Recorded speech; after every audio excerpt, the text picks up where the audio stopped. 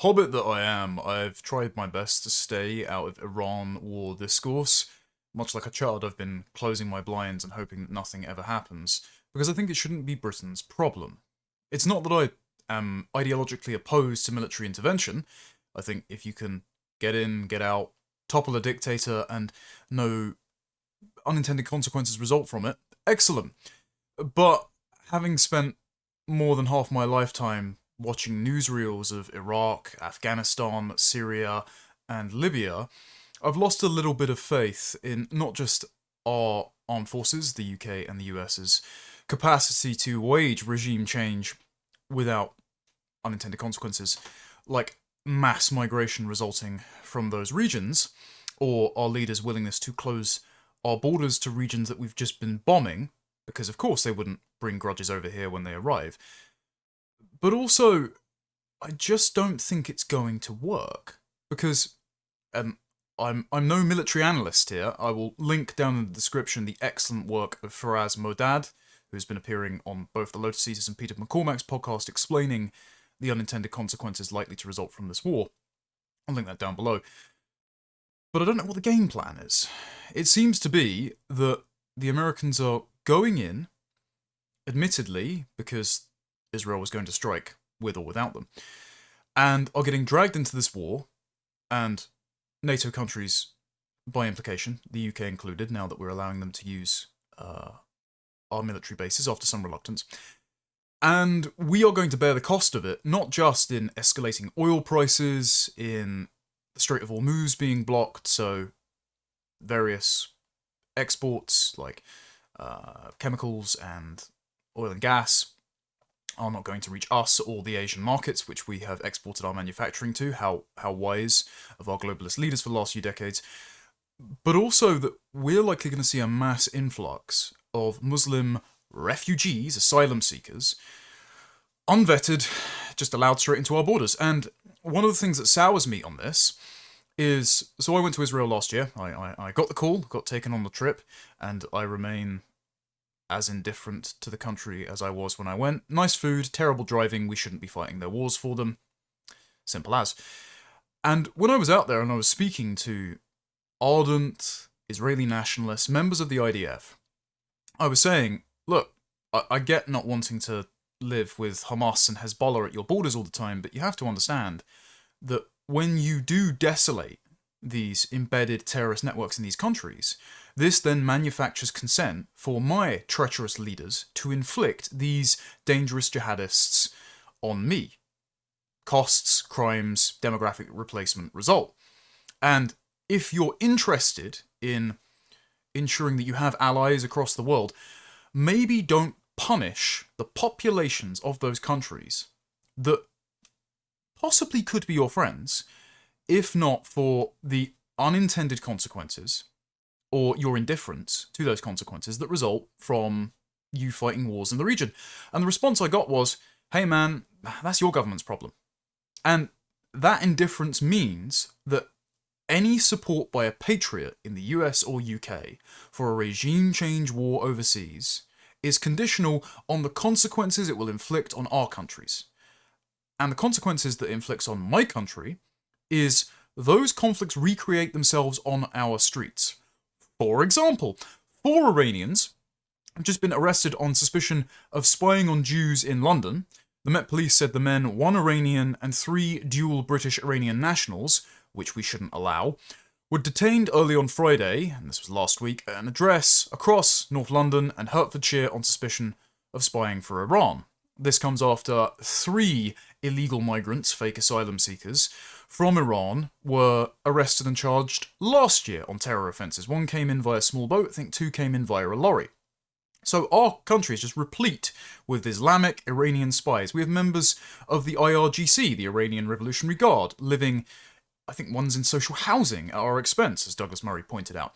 Again, I'm all for proscribing the Muslim Brotherhood and the Iranian Revolutionary Guard as terror groups, but that's because it benefits us. And the Iranian regime would not be a concern for us if our armed forces were not depleted to the point that they are now outnumbered by the illegal migrants that have broken into our country, if we were not spending more on welfare than on defence, but also if we proscribed those groups and ensured that none of their sympathisers were imported into our country in the first place. If Iranians and jihadists, if Islam more broadly, were not in Britain, this would not be our problem. But it is going to be our problem, because more of them are going to come here, and it's already our problem, because successive governments, for decades, have allowed them into the country, housed them at our expense, and engaged in two-tier policing, giving them wider berth and special protections under hate speech legislation than the native population, who have complained about all the terror attacks and rape gangs that have resulted from bringing Muslims from the subcontinent and Middle East into our country against the express democratic consent of the electorate. There are also 6 other men arrested in Harrow on suspicion of assisting an offender. So, again, communities, enclaves, colonies, as Sir Jim Ratcliffe would say, establish themselves around race, religion, ethnicity, and they harbour foreign national offenders, spies, illegal migrants, sex offenders, see, again, the Pakistani rape gangs, and the families that covered up for them, and we just have this sort of festering sore of racial, religious, ethnic, and international tensions that then flare up anytime America or Israel decide to bomb a country that is disadvantageous to their national security or the expansion of Israel and its settlements under the Greater Israel Project. And look, let's not beat around the bush here, guys. That is part of it. And if you were in their shoes, I would understand it. I would want the territory to be populated by regimes that were so fractured with inter-ethnic conflict, that were so indebted and incredited that they couldn't actually marshal a large enough army to commit attacks the likes that Israel saw in the 70s. I would want a bunch of failed states surrounding me to ensure that I was the regional power. But does that mean that's in our interest? In the UK's interest? In the US's interest? Because I keep hearing arguments for why the UK should be involved in this conflict. And it boils down to, well, Israel is our ally, and so defending Israel from regional proxies from Iran or Iran itself is therefore in our interest. And it's not that other countries' interests can't also be in our interests, but is this war?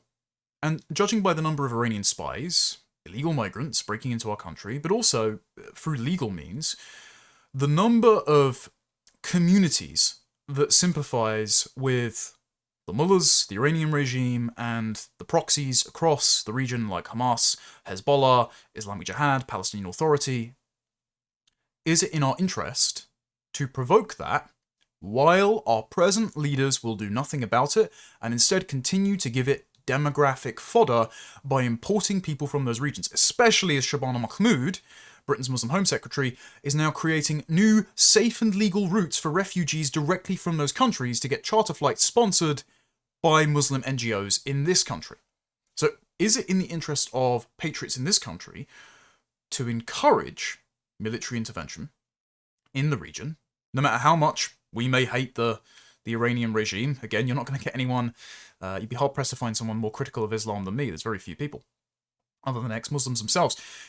But is it in our interest to support this military intervention when we know that we will bear the costs in more migration, more refugees, more rapes, more crimes, more costs imposed on the taxpayer, and probably decades of instability throughout the region? And then we're probably going to have to foot the bill so that they're all detained in Turkey, so that we're probably going to have to keep funneling money to other countries to ensure that they don't come to us. There's going to be some sort of like ethnic protection racket in the region with other Muslim countries. Is this in our interests? I would say not.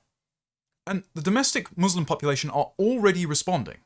It's very febrile, very volatile. So in Birmingham and in Manchester, there have already been vigils for the Ayatollah. I'm sure that there'll be continued vigils as more of Iran's leadership get knocked off. Because again, the plan isn't really clear here. Trump did say he wanted regime change. He wanted a sort of bottom-up revolution from the Iranian people. I think they were hoping that the Kurds, the Iraqi Kurds, on the Iranian border would come in as a sort of militia force, overthrow the government, because they've always sort of been proxies for the Americans and the Israelis because they're a large ethnic group without a state in the region. This causes instability, and there's a kind of puppet regime that exists having to constantly fend for itself against the ethnic tensions in the area that can never pose a significant enough challenge to Israel. And then the narrative shifted to, well, Trump is hoping that someone in the Iranian government is enough of a pragmatist that after the mullahs and the muftis and the successors get knocked off, then he's willing to come to the negotiating table. But after Steve Witkoff and Jared Kushner, again, family friends of Benjamin Netanyahu, after they came to the table under dishonest pretenses, the Iranians, even the raw pragmatists, right, even the ones that don't believe they need a nuclear bomb or to turn whatever enriched uranium they've got into a dirty bomb, just lob it at Israel and be martyred, because that's their religion. Even the more pragmatic ones, are they going to be willing to come to the negotiating table? Are they going to trust that you're acting in good faith after all this? I'm skeptical. And the more this protracts, the more we're going to see it play out on Britain's streets. And again, none of these people should be here. They shouldn't have been brought here in the first place. There should not be not just Iranian spies, but there should not be entire enclaves in our largest towns and cities that sympathise with the Iranian regime. If these people were not here, this would not be Britain's problem. And so long as they are here, and the war goes on, it becomes our problem. Until these people are removed, the conflict is going to play out in microcosms on our streets. This is the same with the synagogue that got shot up last year in October by a Syrian jihadist in Manchester. Now we're going to see the same thing over and over, just as we did after October the 7th with constant pro-Palestine, pro-Hamas marches that were promising to globalise the Intifada, meaning that they wanted to repeat October the 7th in Britain against British people. It's not just sort of Jews that are in the crosshairs here.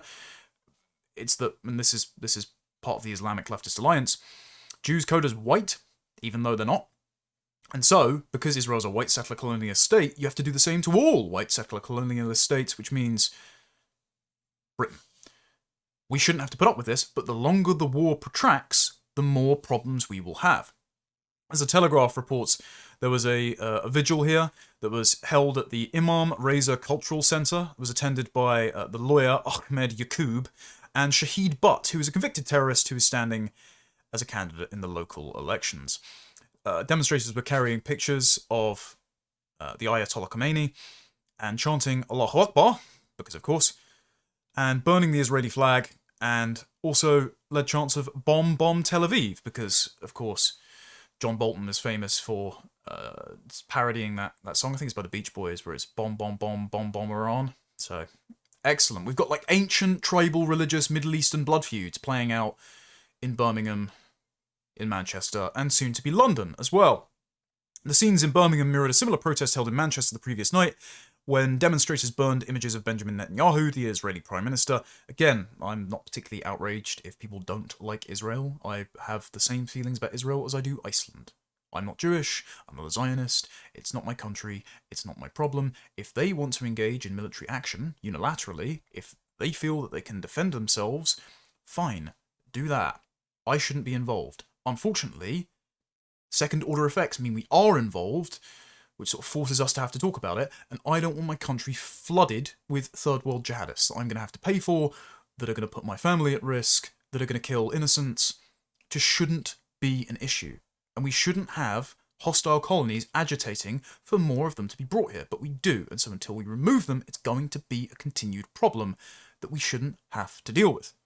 The Manchester event was advertised as honouring the Ayatollah and included representatives from Ahlul Bayt Islamic Societies, ABSOCs, student-led groups affiliated with the dominant Shia sect of Islam in Iran. We also have a very strong Deobandi presence, because in Deoband, it's an area of India, there was a strong anti-British, anti-colonial sect of Islam, which means it has historical and ethnic grudges against the British, and that, according to a Tony Blair government document, is the dominant strain of Islam in Britain's mosques, and most of them are sponsored by the Muslim Council of Britain. They've selected many imams, and the Muslim Council of Britain, according to a 2015 UK government report, is a front group for the Muslim Brotherhood. So again, we have like jihadi generation factories all across our major towns and cities that will be inflamed by this conflict. And the ultimate punishment here is inflicted on the patriotic populations of Britain who just want their countries back. But they're the only ones without any political representation at the moment, because the ostensible right is cheerleading for the war, and the establishment is, if they're cautious, it's only because they don't want to inflame community tensions because they rely on the Muslim vote.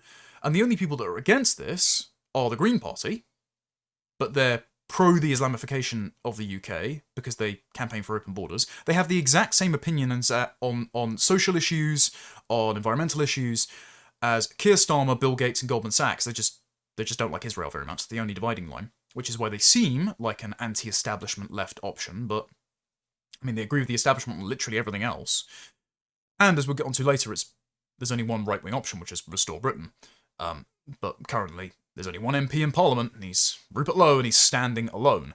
So, as the war goes on, I mean, the options will be made very clear.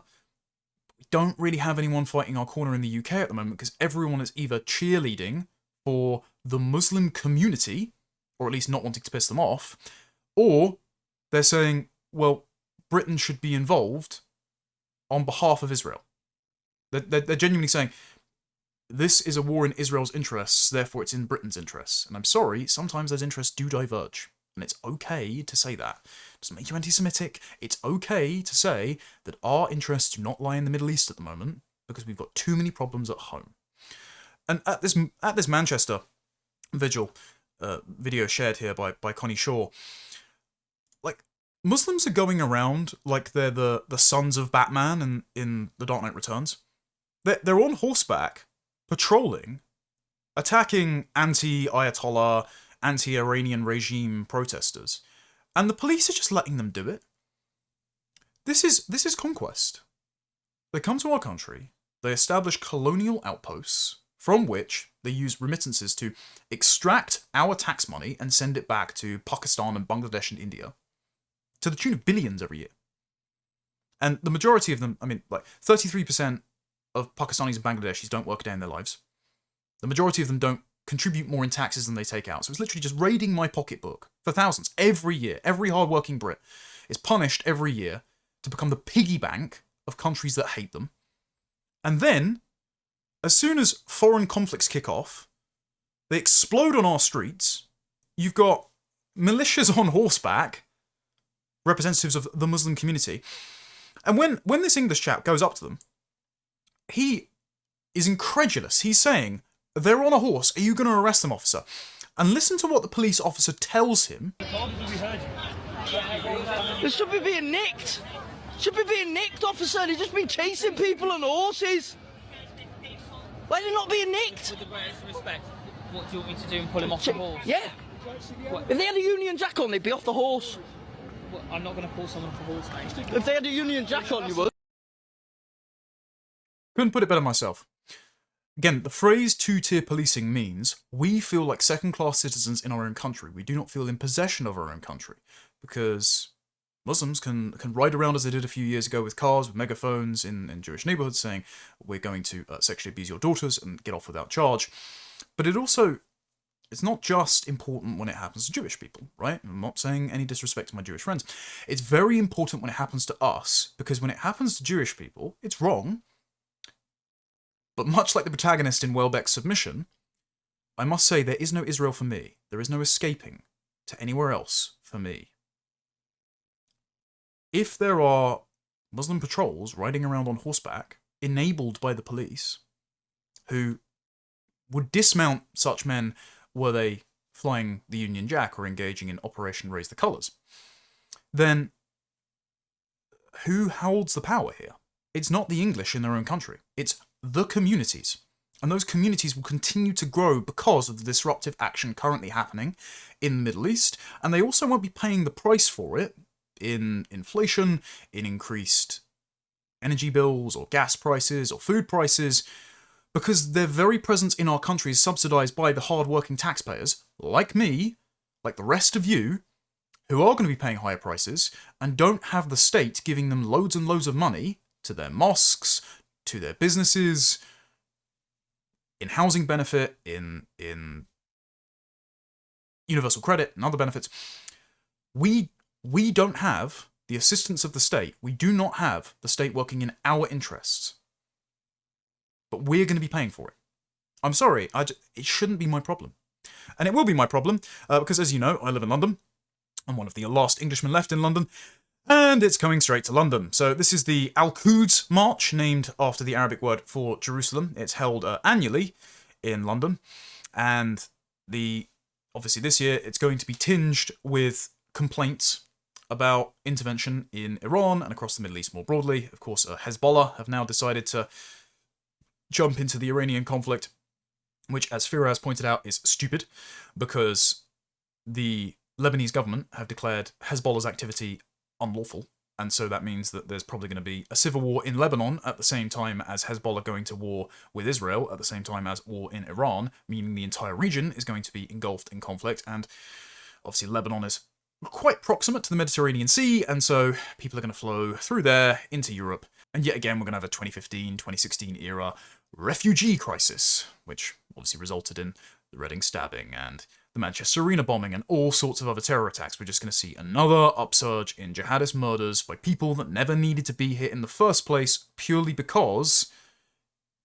foreign policy is geared around seeking the security of other countries that are supposedly our unconditional allies, despite their indifference to our suffering, rather than our own security. It's very frustrating. And so this is where I part ways with the Trump administration. Because some members of the administration have been doing great work over in the State Department. I've been covering this relentlessly. Without their interventions, it would be a lot harder for patriots to speak freely over here in the UK. We read through their national security strategy document on this channel, where they said that demographic replacement, mass migration, crimes committed by immigrants, the rape gangs, white flight, all of these are, quote, threats of civilizational erasure.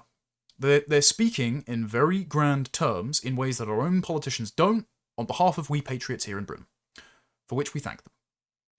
However, America's adventurism overseas, Trump's donors getting exactly what they paid for, is going to have a knock-on effect to us, and it's going to mean that all of those threats of civilizational erasure get much worse.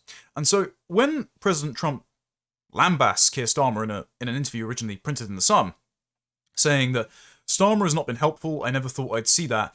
I never thought I'd see that from the UK. We love the UK. It's very sad to see that the relationship is obviously not what it was. This was the most solid relationship of all, and now we have very strong relationships with other countries in Europe. It's not going to matter, but Keir should have helped. He should have. I mean, France has been great. They've all been great. The UK has been much different from others, and Trump suggested that Starmer's decision could be because he's pandering to Muslim voters. Trump said he loves the UK and its people, but said it's not recognisable as a country anymore. Stop people coming in from foreign lands who hate you. Look, I agree with all of that sentiment, but the pressure placed on our system, who are already susceptible to see these people fleeing these conflicts as poor benighted refugees rather than change agents of our civilization, the pressure increases on our system because of the actions of America. And if the Americans understand that our government doesn't represent our people, and they're concerned about the continued future of our country and our people, then please understand that your foreign policy adventurism on behalf of Israel has a knock-on effect to England. And being frank, I care much more about England than I do about Israel. And also, being frank, if you care about the civilizational heritage of America, you should also care a lot more about England than you do about Israel. And this is a clear age demographic divide in the Trump administration and in the Republican movement, which is why Trump is losing favorability from any age bracket below the boomers over this war. The people in the Trump administration that are our age, some of you guys are watching, I know, and I'm not attacking you guys, you're all doing solid work. But I know that those people care a lot more about the UK and Europe than they do about Israel. Because usually, involving yourselves in Middle Eastern adventurism on Israel's behalf, America gets a lot more than it bargained for. I mean, America suffered from mass Muslim migration too. You remember Bush saying we need to fight them over there so we don't fight them over here? And yet at the same time, they got a record increase in the Muslim population of the US, and now Minneapolis looks like Mogadishu, now Dearborn, Michigan is an Arab Muslim city, now Texas is covered in halal restaurants. And this isn't just because Biden let millions of illegals in. This is because of Republican presidents not sorting out legal migration and importing people from Afghanistan and Iraq and Iran, while they were also bombing the region. I mean, you just had, in Texas the other day, a Sudanese migrant with an Allah hoodie on commit a mass shooting in an Austin bar. Why are these people in America? Why are they in my country? And it's because the priorities of the boomer political class, largely, evangelical, dispensationalist Protestants, their priorities are the defense and security of Israel as a proxy for their own theological salvation. And I'm sorry, that's just not my priority. It's not my country, it's not my theology. And I think they probably can do a good enough job of defending themselves without our help. What we need help with is bypassing our treacherous leaders and minimizing the pressure in the next few years on our country before a sufficiently patriotic party takes power and says, no more, no thanks, and the ones that were brought here against our wishes are going back. And so, when President Trump says, the United Kingdom, our once great ally, maybe the greatest of them all, is finally giving serious thought to sending 2 aircraft carriers to the Middle East. That's okay, Prime Minister Starmer. We don't need them any longer, but we will remember we don't need people that join wars after we've already won. Number one, I'm sorry, but you haven't already won. Because nobody knows what the goals are here.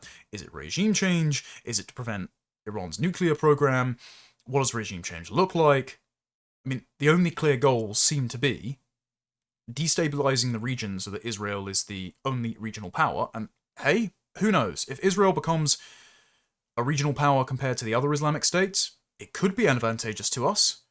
I'm not a foreign policy analyst, but I don't think, at least in the war interim years, a mass outflow of those sympathetic to the Iranian regime, or at least those who blame Britain, America, as proxies of Israel for bombing their countries. I don't think an exodus of those people into our countries, into Europe, worsening the rate of demographic and cultural change, increasing the risk of terror attacks, I don't think that's advantageous to us, and I don't think, President Trump, that's an act of allyship with the poor benighted patriots of Britain who want to take their country back from Keir Starmer, who you don't like.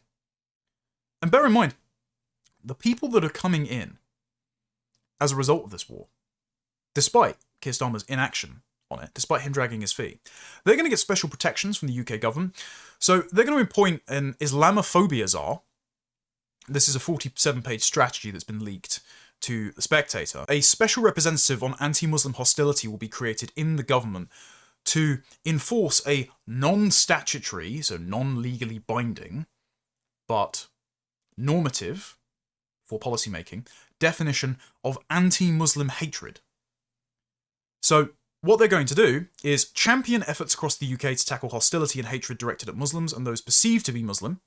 So that just means even non-Muslims will be protected by the Islamophobia definition, which is non-statutory but also guides policymaking, and there's going to be someone appointed by government to tone police the native population when they complain about terror attacks, rape gangs, which again the government is meant to be doing an inquiry into, but has purposefully avoided looking at the role of race and religion in the perpetration of these crimes. So that means that the inquiry isn't worth the paper it's written on, because the entire reason the rape gangs have operated is because of the clan structure, the outgroup hatred, and Islamic theology practiced by Pakistani Muslims in Britain, and some non-Pakistani Muslims who have participated in the gangs out of solidarity with the Ummah, because you're allowed to take non-Muslims as sex slaves, according to the Quran and some hadiths. So this is going to be a special protection afforded to Britain's Muslim communities by the British government. Those communities will grow and become more dangerous as a direct result of the conflict in Iran and in Lebanon spilling out across the Middle East. And we're going to pay for the privilege of having them here in inflation and via the welfare state. And then when you complain about any of this, or you talk honestly about it, like I have on this channel, I mean, who knows what's going to happen. Apparently, Ofcom is gaining jurisdiction over YouTube soon. So that means that this anti-Muslim hatred czar could be setting the guidance in Ofcom about what constitutes misinformation or hate speech or neutrality in broadcasting. And the government could, like during the Biden administration, file specific takedown requests for specific channels. I could get censored because I'm outspoken and against Islam, because it doesn't belong in Britain. It's theologically incompatible with our Christian faith and our culture. And just saying that is enough to put me on a government watch list. And the people that will benefit from this will be coming in from the region of the Middle East currently being bombed. Alongside that is a new definition of anti-Muslim hatred, which Tim Shipman in The Spectator characterises as being watered down to avoid defining Muslims as a race, but which will still condemn, quote, the prejudicial stereotyping of Muslims as part of a collective group with set characteristics to stir up hatred against them irrespective of their actual opinions, beliefs, or actions as individuals. So, a nebulous definition of you having a bad opinion of Islam and Muslims by proxy, which then gets the government's eye of Sauron cast upon you. And even though it's non-statutory, I mean, the government has a statutory obligation to manage community cohesion and minimise inequality per the Public Sector Equality Duty in the Equality Act, so they will take concerted action based on this Islamophobia, anti-Muslim hatred definition to censor negative opinions about Islam or factual reporting on things like terror attacks and the rape gangs. And this will put the Home Office's Don't Look Back in Anger department, Raiku, which gaslights the public with manipulated newspaper front pages and artificial hashtags in the aftermath of terror attacks, this will put their operation on steroids. And it's only going to get more likely these terror attacks happen because we're importing people from the region who hold ethnic and religious, but also now foreign policy grudges against us by proxy of America and Israel's war against Iran. This is going to be a disaster for the next few years in Britain. We just shouldn't be involved. But even our non-involvement at this point makes it our problem because the people who are opposed to the involvement, to the military action by Israel and America, are in our country. And so if you think Britain should be involved in the military action, you have to get rid of all the people that would cause trouble from our country as a result of us being involved, or you don't get involved because you know that more people are going to come into the country from that region, while also the explosive communities, Muslim enclaves in our country, that are going to be irate about our involvement will start kicking off. We're going to see more terror attacks. And the chap who was complaining about the fact that the Muslims were not being pulled off the horses because they weren't flying Union Jacks was right. Because in the report, Shipman notes that reading the paper highlights the difficult balancing act ministers are attempting by hailing the way some marchers and campaigners have embraced displaying the Union flag or the English cross of St. George before, a few sentences later, condemning right-wing groups for using them as, quote, tools of hate in their demonstrations, a, quote, misuse of national symbols to exclude or intimidate. Flying your own flag in your own country is apparently a symbol of hate according to the British government. But the pro-Iran, pro-Palestine demonstrations, which have overwhelming support and sympathy from Muslim communities in Britain, they are to be given special protections by an Islamophobia czar, which centres the concerns of Muslims in the minds of the British government at the expense of the native population. And in case you didn't think that Islam was given the greatest priority by our government, Keir Starmer hosted an iftar for Ramadan in Parliament just last week, and said to all the Muslims present, "You are the face of modern Britain, Ramadan Mubarak." This is our new state religion.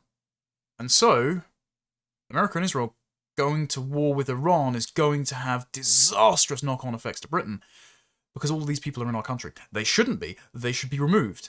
But until such a government comes to power that is willing to do so, they won't be, and so all of us will be put at risk. And the alternatives aren't any better. Remember, Kemi Badenoch said that she wouldn't close off visa routes to Pakistan because that would be too discriminatory, despite the rape gangs. Like, I don't think there's a single immigrant from Pakistan that actually is worth taking in exchange for all the rape gangs, or at least the risk of the rape gangs. Thank you, Kemi. She has been going around beating the war drum, saying Starmer should strike Iranian missile sites directly. And I'm sorry, again, as people have pointed out, like it or not, the optics of a first-generation Nigerian immigrant telling Britain to go to war on behalf of Israel? No. No, actually. I do not feel represented or centered in my own national politics. And so I'm just not going to listen to you. Especially when I know that you aren't willing to remove the people who are in this country who your government, Kemi, gave passports to, allowed to become British citizens. I know that you aren't willing to remove them despite their constant agitation for the regimes that you claim to oppose so much that you want us to bomb them to death and get rid of them. So your plan is to engage in a protracted military conflict with these regimes while we have their sympathisers by the millions in the country, and you're not willing to remove those sympathisers.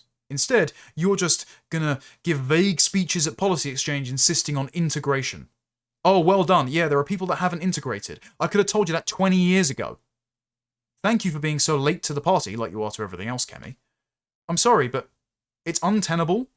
This sort of neoconservative, anti-jihadist position is untenable because you can't be against these regimes and their ideas, their ideology, while also allowing their people en masse to come to this country to become citizens and stay here forever, putting our families at risk because for some reason you think that this is just an artificial Islamist ideology injected into these regimes, and if you transplant all the people that comprise that society into our own, overnight they'll become as British as you and me. It's a total fallacy, and your unwillingness to remove them from our country means you have no credibility.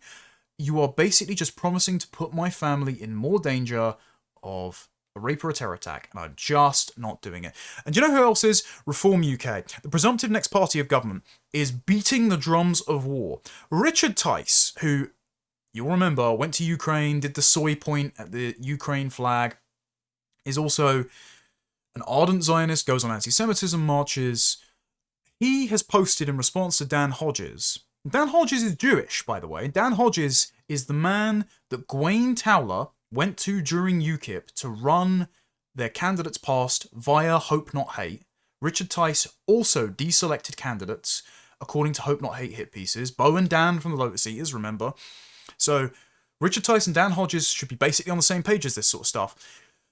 But Richard Tice responds to Dan Hodges, saying, "Reform can be trusted to always stand rock solid with Israel, unlike Labour who have abandoned Israel." And as I pointed out in this seismic ratio, if Jews were going to become a minority in Israel, Richard Tice would be apoplectic. He would not be so complacent as to say, that's a long way off, I'll be long gone. But he said that about Britain. He said that about where his own children live. Richard Tice cares more about the demographic and national security of Israel than he does about England. I just want politicians who care more, or at least as much, about the continued existence of my people and my country and my culture and my way of life as they do about Israel. If Richard Tice likes Israel, fine. Good for him. Again, I rather like Japan. But I don't care more about Japan than I do about my own country. That would be insane. I would not be so flippant as to say about the Japanese, well, you know, they'll be a minority in 20, 30 years, but who cares? I'll be long gone by then. No, I would have empathy for them because I don't want to see their civilization erased. But Richard Tice doesn't care about his own civilization while demanding that we enlist ourselves in a conflict halfway around the world to defend the continued security of Israel. He has also been complaining, alongside the rest of Reform UK, about sectarian voting in Gorton and Denton. Again, absurd premise, because even if Muslim women weren't being shepherded to their polls in niqabs by their husbands and told to vote Green, is the theory that they all wanted to vote for Matt Goodwin en masse? Do they have some fondness for Alan Partridge that we don't know about in Pakistan? But the complaint is that we have imported the ethnic and religious clan grudges of the Indian subcontinent into our country. Now, I don't think Richard Tice thought very deeply about this, but how can you then say we have a problem with imported faiths, imported cultures, imported practices from halfway around the world, but also we must leap to the defense of another Middle Eastern country and involve ourselves in that religious conflict. And by the way, that is a religious conflict. I was speaking to some of the people that I went on the Israel trip with. All nice people, don't get me wrong, and they still live out there. And they said, look, don't underestimate Bibi Netanyahu's flair for the theatrical. It wasn't an accident that he launched the war during Ramadan and on Purim, a holiday which commemorates the victory of Jews over the Persians thousands of years ago. So this war has a religious element to it. It's Shia versus rabbinical Judaism. Where are we involved in this? Why are we involved in this? We shouldn't be. But it's just because Richard Tice, and the rest of Reform, mind you, because Reform, of course, do have both a Reform Jewish Alliance and a Reform Friends of Israel, which is spearheaded by Lois Perry, good friend of Nigel Farage's, and, of course, Alan Mendoza, who led the Henry Jackson Society, was pro the Iraq War, was pro the continued occupation of Afghanistan, is an ardent neoconservative, right? They have recently met with the Israeli embassy and have said Israel will always be a key ally for Reform UK. I don't think we should be making declarative statements about any country, actually. Like, we can have sympathy for the people in a given country, but we shouldn't be entangling ourselves in long-term diplomatic and military alliances with any country because, actually, well, what if our interests with Israel part ways? Are we going to have to then subordinate our national interest to Israel's national interest? We shouldn't be supplicants of any country. But that's not the opinion that Reform share. And Reform have been swanning about the world during this war, pushing for the interests of the intervention side. Now, we shouldn't, again, let me reiterate, we should not be sympathizing with the Iranian regime. The mullahs are murderous. Islam does not belong here. But we also shouldn't be swanning about in the UAE, meeting senior members of the UAE government, the same woman that Nigel Farage did a very ego-massaging interview with on GB News when he was out there fundraising for Reform UK just a couple of months ago. Richard Tice is now out there, yes, because his fiancée Isabel Oakeshott lives out there, but also because, in a very sordid fashion, I must say, many of Reform UK's senior figures and its donors have interests in the region, business interests. I mean, one of the reasons that their unannounced foreign affairs spokesperson, Nadim Zahawi, the same vaccines minister under Boris Johnson's government, came over to Reform, is because their ban on the Muslim Brotherhood would make it easier for his business interests in the UAE to invest over in London, so he'd make himself quite a lot of money. And also remember, he's an Iraqi Kurd, so he has an ethnic interest in the toppling of the Iranian regime and the Israel-backed pursuit of a Kurdistan. And I'm sorry, the next party of government, the ostensible right-wing party of Britain, should not be so occupied with foreign conflicts, especially in the tempestuous sandpit that is the Middle East. When our country's falling apart at home, walk down my high street, right? And this is it's not a poor area, and it's still an overwhelmingly English area until very recently. The banks have shut down. Loads of the shops are shut. We've got endless mobile phone and vape shops that are obvious money laundering fronts. We've got a Turkish barber there that's lit up like Blackpool illuminations that I've seen people doing drugs out of. Like, our country is falling the fuck apart, man. And you're swanning about in the UAE taking photos with any official that you can be seen with in boat shoes and a full suit as well, which is a bit weird. Sorry, does this communicate that you're putting our interests first? Or does this communicate that you have a lot of financial ties to that particular region of the world, and you have a deep emotional investment, I think it's sincere, in a foreign country that, when put to the test, will cause conflicts of interest? I'm sorry, it's just not good enough. And we know this is the case because Richard Tice went on LBC and got skewered by arch shitlib Lewis Goodall about the inevitability of Iranians coming over on small boats. And by Richard Tice's own logic, he's sympathetic to the Iranian people and wants regime change. Lewis Goodall asked, would you therefore accept those people, if they came over on small boats, as legitimate refugees? Or even, would you create, fast tracks for them to just come into our country by skipping the need for getting in the small boats, like Shabana Mahmoud is doing? And Richard Tice couldn't rule it out. Nigel Farage and Zia Youssef had to do damage control and come out afterwards and say that Reform UK wouldn't do this. But just watch Richard Tice here. He, leading the apparent anti-immigration party on the right, is so invested in this foreign conflict, in this war in Iran, that he cannot rule out more illegal migrants coming into Britain and being given asylum from Iran. The people there, it will be very risky for them. Clearly, they will be risking life and limb to take up arms or who knows what against their own government, which is armed to the teeth and has been embedded in that country for half a century. Given that, therefore, if they attempt that and it goes wrong and people have to flee, would we welcome those refugees to our shores? Would you think we should? I think from everything I'm hearing, actually, the likelihood is that Iranian dissidents will want to go back to Iran to help Iran. But sure, but if the revolution goes wrong... All of that, in a sense, is to look at over the coming months. What we must hope and give support is for the Persian people, the Iranian peace-loving people, hard-working people, to give them the maximum opportunity to get their country back. But I mean, Iran, I just only mentioned it because we already have a reasonable flow of refugees from Iran. Iran, in fact, was the third most common nationality of refugees on small boats in 2025. But the issue is whether or not... Where was your support for those Iranians in small boats? Because our deep concern is that actually some of those have links to the regime looking to spread anti-Semitism within Iran. Oh, okay. Yeah, Richard, the main problem is anti-Semitism. The main problem is anti-Semitism. How about we just ask them to recite the Torah at the border, and then we'll just let them in? Actually, my prime concern about foreign men breaking into my country is not their opinion of Jews. It is their impact on my culture, it is their likelihood to commit crime, it is the fact that they should never be here in the first place because there is no democratic consent for it, and is the fact that I'm going to have to be paying for their presence until the heat death of the universe because of successive treacherous governments that will not just deport them. And Richard Tice's only objection is, well, they might not observe the Sabbath.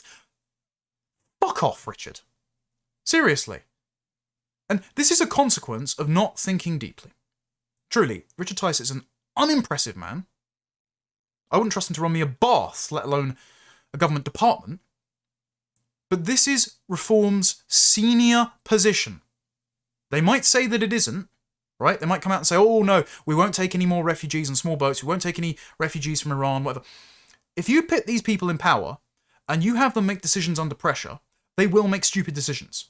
Because if you can't hold the party line, if you can't give a coherent answer in a relatively low-stakes interview on LBC, then what are you going to do in a government department when there's a crisis?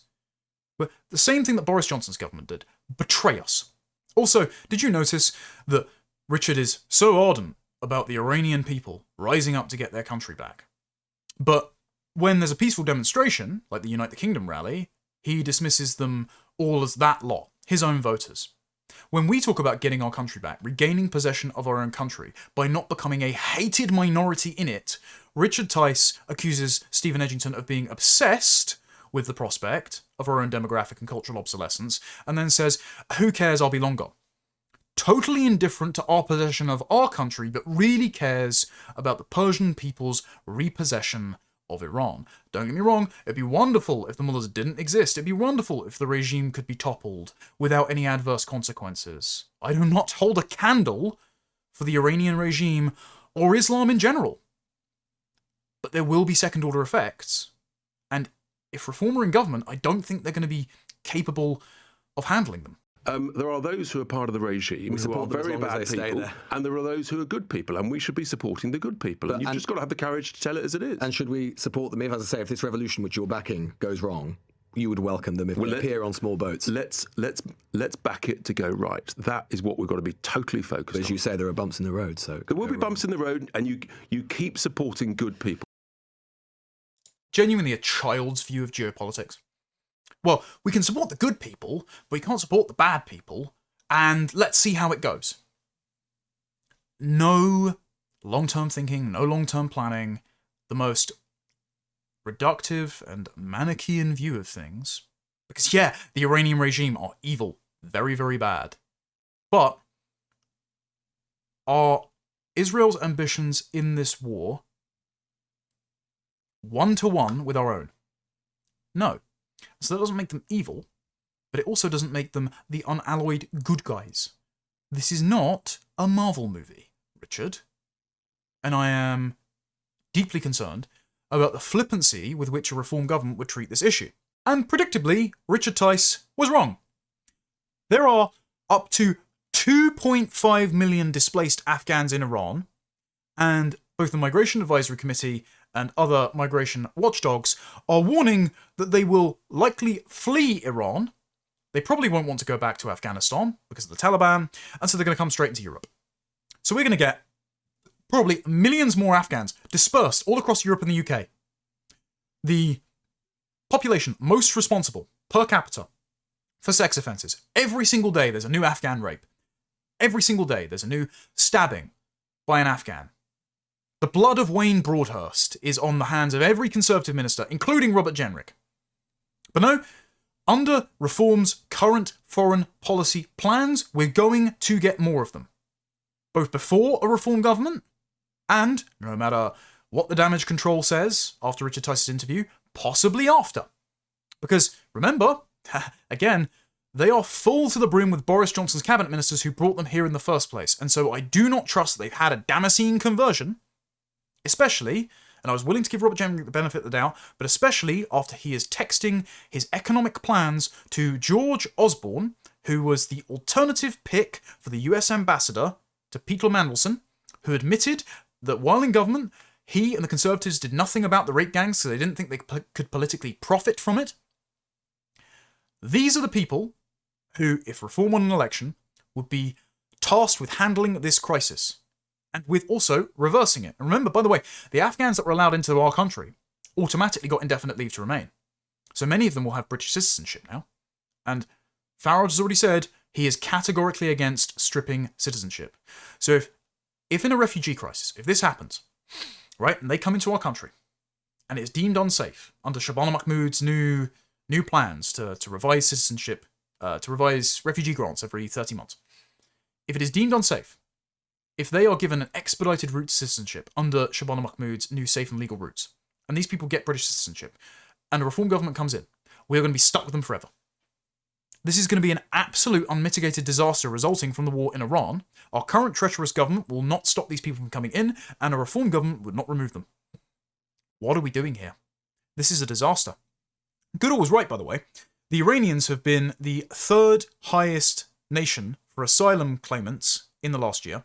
Pakistan was the top, which is why Shabana Mahmood, a Pakistani woman, not English, will not put any visa sanctions on Pakistan. They're basically farming votes, but they also want to, pack us to the rafters with their co-ethnics. Pakistan had 10,638 asylum applicants. Eritrea had 8,948. And Iran, 7,419. And as we know from the story that I opened with, and from the previous instance of men being arrested for spying, these are not all regime dissidents. They're members of the regime that are breaking into our country via porous borders to commit acts of terror or to advantage Iran. Between 2015 and 2024, Iran accounted for more asylum seekers than any other nation at 62,000, ahead of even Afghanistan, 47,000, according to analysis by the Oxford University's Migration Observatory. 2/3 of the applications were granted at the initial stage, so their approval to stay in our country forever is just being rubber-stamped, because they're from Iran.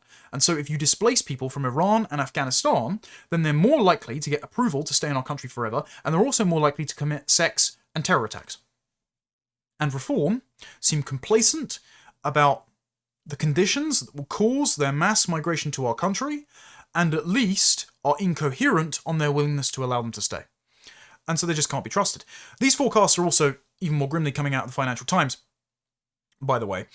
The FT here quotes Amy Pope, who's the Director General of the International Organization for Migration. She told the FT that the conflict in the Middle East would lead to greater migration if it continued. Quote, "We're in a region where there's already been a lot of instability. You pile in on top of that the conflict that's happening and the likelihood or the possibility that the conflict is prolonged, and we will start to see people moving." Europe experienced, of course, a very sharp increase in immigration between 2015 and 16, when Turkey allowed more than 1 million refugees from Syria and Afghanistan to cross its borders into EU countries.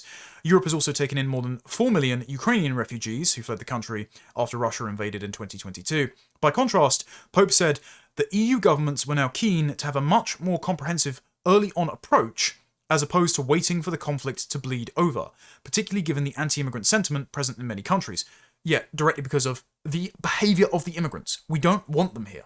And so, Pope has suggested there might be a preventative measure funded in Turkey to keep the immigrants detained in Turkey to try and create a sort of financial security dam in the region to stop them coming straight into Europe. But the problem is, in Britain, we have Shabana Mahmood, who wants to create a new safe and legal route for students fleeing conflicts in Palestine, probably now Iran, modelled on the Ukrainian refugee scheme, and 380,000 Ukrainians came in. Now, even though there is some organised crime involved in Ukrainians in this country, they largely didn't cause problems because they're culturally proximate. From regions of the world that we know commit terror and sex attacks, if you have hundreds of thousands of them coming in with an expedited route to citizenship under these new safe and legal pathways, this is going to be our problem forever because reformers said they won't remove them, and every other party bar one, Restore Britain, has said we actually want these people here. The Greens think the border should be open. Eyewitnesses have noted a few hundred Iranians have already crossed into Turkey into recent days, and Pope said about migrants from Afghanistan starting to move back home.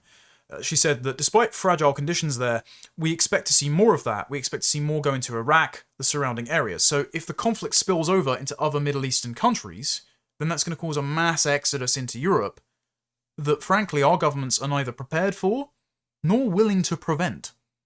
And so this is why Aris Mousinos, who's an excellent writer still trapped at Unheard, wrote a piece about the British reaction to the Iran war.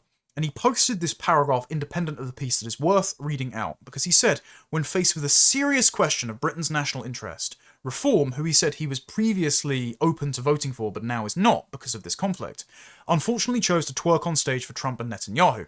Quote, "It is absurd then to watch Reform politicians, and its media surrogates, so recently bemoaning Britain's political enmeshment with distant Middle Eastern conflicts and diaspora grievances, caper on stage with Israeli and Iranian monarchist flags demanding our involvement in this mess. Farage's hiring as foreign policy advisor of the neoconservative lobbyist Alan Mendoza, who has never yet seen a disastrous war he did not wish to join, was a rare deviation from his sharp political instincts, and a warning of the major strategic risks inherent in a reform government. The Greens will rightly benefit from this misstep, despite sharing all the opinions of the regime on everything except Israeli foreign policy, as will on Reform's right Restore Britain, edging towards a Powlite indifference to distant wars. If he holds his course, so will Starmer too. Starmer is serving two masters. He's a charioteer and his horses are running in different directions and he's about to be split in two or thrown off the chariot. Whereas the one politician in this entire situation, who has been a North Star, who has led the way in splendid isolation, that me, as a proper hobbit, can appreciate. We need to scour the Shire first before marshalling our forces outside the Black Gates of Mordor. The one politician to do it is Rupert Lowe. Quote, "I would vote against any British military intervention in Iran. I wish them well, I detest the regime, but it is not our fight, and we should have the courage to say so. Sanctions, pressure, whatever else, fine, but no strikes, no troops, no shots, no war." Check the date, 14th of January 2026, well before the war kicked off. And look, there are people that I respect that are replying here, Billboard Chris, Drew Pavlou, really good men, great on other issues. And again, guys, I would agree with toppling the regime if there were no second-order consequences for our countries. Unfortunately, understand that we have a completely treacherous government in Keir Starmer and an opposition in the waiting in Reform UK who are cheerleaders for the conflict, but are inconsistent on how they are willing to handle the resultant refugee crisis and whether or not they're willing to repel people. Rupert Lowe is at least consistent in saying, we're going to end the asylum system in Britain. We're not taking any more. Millions must go back, even those who have been legally settled under indefinite leave to remain, and people who have procured their citizenship under fraudulent circumstances, who pose a threat to our people. One example being El Fattah, the Egyptian terrorist sympathiser. If he can go, then so can all those who think like him, regardless of whether or not you've been given a passport by a treacherous British government. So, guys, remember, Rupert's position is a position of actually most patriots in Britain. Because we have seen, time and time again, the conflicts that will play out on our streets with placards on horseback as a direct result of our intervention in Muslim countries in the Middle East. And we know for a fact that we're just going to get thousands more of them come into our country and commit sex and terror attacks. And so when the war broke out, Rupert posted, "Britain has enough problems, we should not be bombing Iran." Now this is preventative because, of course, and you see the community note that wasn't applied, Britain is not currently bombing Iran. But of course, from the Trump administration, from the warmongering press, Keir Starmer was facing pressure to engage in direct military involvement in the region, not just allow America to use Britain's bases for defensive capabilities.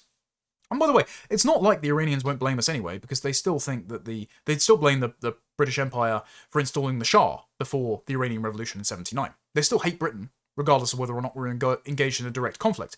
That's all the more reason to never bring any of their proxies and their sympathisers and Islamic migrants into the country in the first place, because they just hate us. We know they hate us ahead of time. We just shouldn't have them here. But instead, our current government are interested in appeasing them, in granting them special privileges, in protecting them from being offended by our negative opinions of them because of their behaviour. And so, while they're here, we just can't be involved. That's the most sensible course. Finally, Rupert said the following: "Foreign regime change through military intervention is not a strategy that has served Britain at all. Many British men and women have needlessly died trying to achieve that. Restore Britain's position on foreign affairs is absolutely clear. We will act when and only when Britain's interests are being protected, and this can only be done after years of rebuilding and rearming. Our depleted armed forces are in no position to fight nor intervene. The capacity simply is not there. We don't have enough soldiers, bullets, tanks, jets or missiles, not even a functioning economy.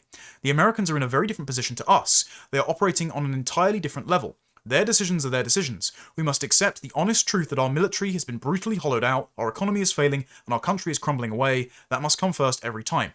By the way, I got texts from people working in the Trump administration, who are our guys, saying, "We appreciate Rupert's rhetoric here, because this isn't trying to disavow the Americans.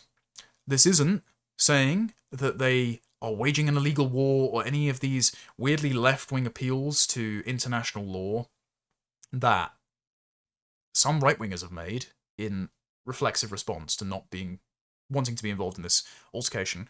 But they've also said this is entirely sensible for the UK, given your demographic situation, given your economic situation, and given your military has been utterly depleted by governments who are more interested in spending on social housing for Somalians than increasing your number of military nuclear submarines." Finishing off, "This all applies to Ukraine, Iran, or wherever else. We should support where possible and apply pressure where effective when that makes strategic sense for British interests, but we are simply not in a position to act militarily, and when Britain itself is in such a dire state, nor should we." Okay, so what should we be doing? Again, go to Middle Eastern foreign policy analysis like Firaz for a more comprehensive understanding of the conflict as it unfolds. But in terms of the UK domestic situation, I wrote a paper in 2021 for the Adam Smith Institute warning the then British government, which was read and responded to by then Energy Minister Greg Hands, that we were too reliant on liquid natural gas exports from Russia and from the Middle East. I think it was Qatar at the time. And I said, if there's ever a conflict that breaks out in these regions, then our energy costs are going to skyrocket, and it makes no sense because we have North Sea oil and gas, which, yes, it will take a couple of years to get drilling licenses issued and for exploration to get underway. But if we mined the North Sea for 10% of its reserves, we'd have enough energy to supply ourselves for 50 years. We should also be building nuclear. Yes, it's going to take some time to get that online, but as Nick Clegg said in 2010, "Oh, there's no point building nuclear, it won't be online until 2020. Well, thanks, Nick. It turns out that countries exist for years longer than your brief term in a coalition government, and it would have been very responsible to have actually built nuclear energy to give us independence at that time. So, we should be pursuing energy independence, both through domestic gas reserves in the North Sea, via fracking, also through nuclear for cheap and abundant electricity. That will get us off global supply chains. We should also be engaging in proscription of Muslim groups. That would include the Iranian Revolutionary Guard as a foreign and domestic terror organisation. That would include the Muslim Brotherhood as a foreign and domestic terror organisation, and banning all of its proxies, like Islamic Relief or the Muslim Council of Britain. And these are all listed in foreign and British government intelligence reports. So we have credible grounds to do all of this. This shouldn't be our problem. They shouldn't be here. We shouldn't be giving them money, as the Department of Work and Pensions has been to the Muslim Council of Britain. And the people that support them should not be in our country, whether they came legally or illegally, whether they have indefinite leave to remain, or whether they've been given British citizenship. We should be revising that settlement and sending them packing, so that any time a conflict breaks out in the Middle East, it is not recreated on comparable scale in London, Leicester, Luton, Birmingham, Bradford, Manchester, anywhere in our country. We should not have Islamic slums in our country that sympathise with Hezbollah or Hamas or the Ayatollah. We should, as Rupert says, always put our national interest first. And that means in energy and manufacturing policy, that means in foreign policy, and that means in immigration policy. And our prime directive for all of those policies should be foreign war, not our problem. Minimise our exposure and the number of liabilities that we have to that conflict playing out in our country. Iran should not be our problem. It has become our problem because of the growing Muslim diaspora in our country that successive governments have brought here. It will continue to be our problem because the exodus of refugees or asylum seekers, Muslims from that region, will inevitably be imported into Britain and across Europe. And it will continue to be our problem under a reform government because they seem to be just as bellicose as the Israelis while utterly indifferent to the demographic and cultural erasure going on at home. And so I want a government that cares as much about the continued future of my country and my people as they do about Israel. Dare I say, even more than they care about Israel. And so that's not a reform government. It's certainly not a Labour, Liberal Democrat, Conservative or Green government. At the moment, the only option is restore Britain. And I appreciate, in the face of all the accusations of sympathising with the mad mullahs or being on the same side as Zach Polanski's Green Party, even though Nigel Farage agrees with Zach Polanski on what an Englishman is, being a matter of self-identification, like a man putting on a dress and becoming a woman, I appreciate that Rupert Lowe has stood stalwart, said, don't care, it's not our problem, and just going forward, I think our foreign policy should be one of being willing to, like the British Empire, bomb our enemies into submission, like making Zanzibar submit in 40 minutes from barrages from our replenished and superlative navy. But it shouldn't be one of entangling ourselves in foreign conflicts at the behest of nations who are, at best, indifferent about whether we're swamped with the enemy combatants that flee the front lines as a result. So just when I wrapped filming yesterday, Richard Tice decided to go on UAE TV and say that Reform UK would be helping America and the Israelis in any way they saw appropriate. Just understand the implications of that statement. A reform government, if they are in power as this war continues, or if they were in power now, would involve themselves in any way that America and Israel directed them to. So not only are we a vassal state of the neoconservative American foreign policy war machine and Israel's Greater Israel expansion ambitions, but that also means that because President Trump has already said this could be a, quote, forever war, despite running on a ticket of no new wars, let alone no new forever wars, and also has said that he's not ruling out boots on the ground, Richard Tice would be willing to sign up Britain's armed forces to a ground invasion of a mountainous country of 90 million people, with over 1 million IRGC soldiers, and even more sympathetic members of the population that are willing to engage in the likes of suicide bombing, because that is the Shia Muslim religion, it's all about martyrdom, and also a nation that not just manufactures cheap ballistic missiles, which is the principal concern of the Israelis, but also manufactures cheap drones, and has been giving them to the Houthis, and has been getting materials from China, which now feel emboldened, because the United States has drawn most of its military firepower over to Iran, and the South China Sea is looking a lot less choppy this time of year, especially the waves lapping up around Taiwan, and of course the Russians, who are just delighted that American military power is being spent in that region rather than in Ukraine, a conflict which, unfortunately, Trump has not brought peace to on day one as promised. And so it's ridiculous when reforms pet twink, Jack Anderton, says, yet another reason Britain should avoid being drawn into a war with Iran. Our country should only go to war when it clearly serves Britain's interests, not simply follow Israel into another conflict. Okay, my brother in Christ, you're tweeting out that we should not be dying for Israel, very edgy position, while promoting the Richard Tice tells you to die for Israel party. You're literally on their payroll filming TikToks for Nigel Farage. Like, you work in Millbank Tower. What are we doing here? I'm sorry, but I have learned in my 27 years on this earth not to trust the establishment when it's speaking out of both sides of its mouth. At this point, reform is to be considered one head on the establishment hydra. The only politician who has consistently opposed this intervention because of mass migration into our country, not because he has some bone to pick with Israel, like over in the Greens, while also supporting open borders, is again Restore Britain's Rupert Lowe. Rupert posted, "Talk of the Americans putting boots on the ground in Iran. Please let me be abundantly clear about Restore Britain's position here. 0 British troops on the ground in Iran or Ukraine. Our priority is the British people. That is our only priority." Utterly correct. And it has been conspicuous, I must say.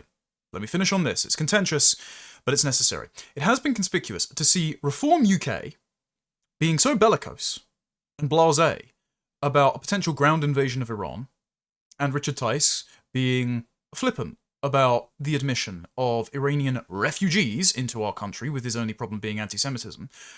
That's fine. Full-scale war with Iran, following America and Israel's lead as a vassal state, totally fine.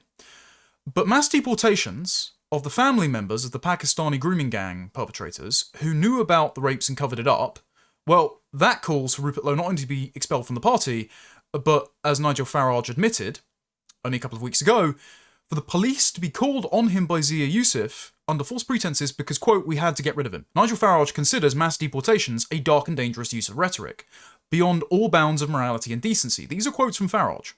But what's not beyond the pale for Reform UK is involvement in a protracted war in Iran on behalf of Israel and America with no clear win condition in sight.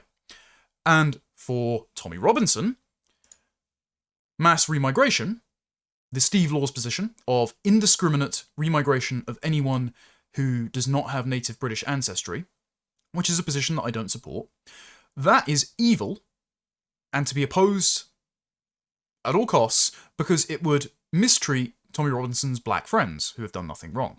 Okay, so mass remigration, indiscriminate remigration of people back to their ancestral lands is evil and wrong. But indiscriminate bombing of Iranian civilians who are mourning the death of the evil, don't get me wrong, Ayatollah Khamenei in Khamenei Square in Tehran, that's fine. Because Robinson responded to a Mossad commentary account. I mean, you're not beating the allegations, mate, let's be honest. Quote, bomb them, lads. And this post had its visibility limited by X because they said it violated X's terms and conditions of calling for violence. So, just let's get this straight. Mass deportations, beyond the pale for reform. War in Iran, all gung-ho. For Tommy Robinson, total remigration. Evil, unthinkable, we couldn't possibly send people back alive to their nations of ancestral origin.